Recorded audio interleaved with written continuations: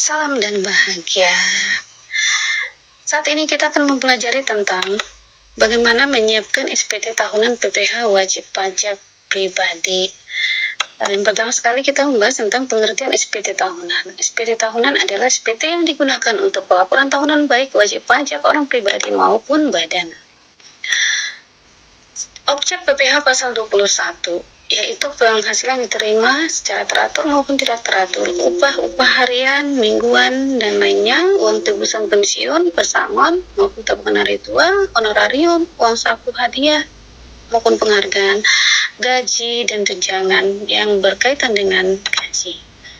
Selanjutnya, siapa saja pemotong PPh pasal 21, yaitu pemberi kerja, bendaharaan pemerintah, dana pensiun, badan yang membayar honorarium tenaga ahli, perusahaan, badan, maupun penyelenggara kegiatan.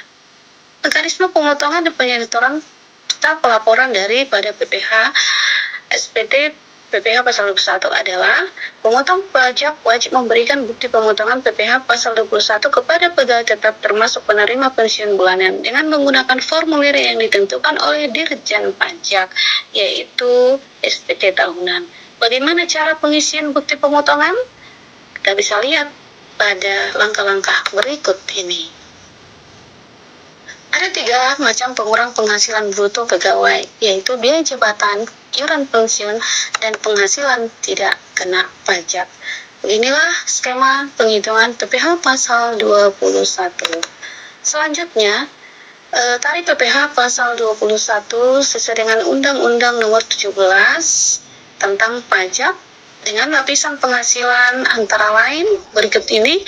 0 sampai 60 juta dikenakan tarif 5%, 60 juta sampai dengan 250 juta dikenakan tarif 15%, lebih dari 250 juta sampai dengan 500 juta dikenakan 25%, dan di atas 500 juta sampai dengan 5M 30%, dan di atas 5M dikenakan 35%, dan begitu selanjutnya. Rumus menghitung PPh atas penghasilan teratur sebagai berikut, yaitu penghasilan bruto dikurang atas penjumlahan biaya jabatan dan iuran pensiun, lalu kemudian dikurangi dengan PTKP, maka disebutlah penghasilan kena pajak dikalikan dengan tarif PPh pasal 21 atau sesuai dengan Undang-Undang PPh nomor 17. Contoh berikut ini. Penghitungannya adalah sebagai berikut.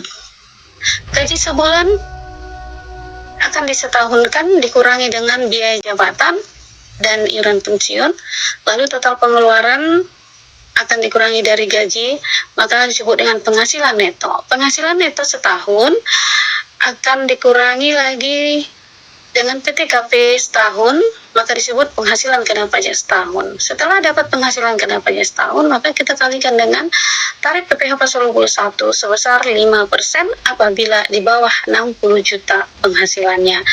Lalu hasil daripada PPh pasal 21-nya untuk menghitung sebulan, maka PPh pasal 21 setahun dibagi dengan 12 bulan. Selanjutnya kita lanjutkan dengan kuis. Waktunya kita bermain kuis. Ayo kita mulai. Apakah Anda sudah siap? Are you ready? Oke, soal yang pertama, pilihan berganda multiple choice. Formulir yang digunakan untuk pelaporan tahunan baik wajib pajak orang pribadi maupun badan adalah A. Pajak, B. NPWP, C. PTKP, D. SPT. Maka jawabannya adalah benar sekali. Jawabannya adalah D. SPT. Soal yang kedua, isilah titik-titik berikut ini. Pihak-pihak pemungut pemotong PPh pasal 21 antara lain adalah 1. Pemberi kerja, 2. Bendaharaan pemerintah, 3. Dana pensiun, taspen, jam sostek, 4. Badan yang membayar honorarium untuk tenaga ahli, 5. Perusahaan, badan, dan penyelenggara kegiatan. Soal yang ketiga, True or false? Benar atau salah? Rumus menghitung PPh atas penghasilan teratur adalah penghasilan bruto dikurang dengan biaya jabatan ditambah iuran pensiun dikurangi dengan PTKP maka dikali dengan tarif pasal 17. Jawabannya benar atau salah? Iya, jawabannya adalah benar. Oke, demikianlah pertemuan kita untuk materi ini.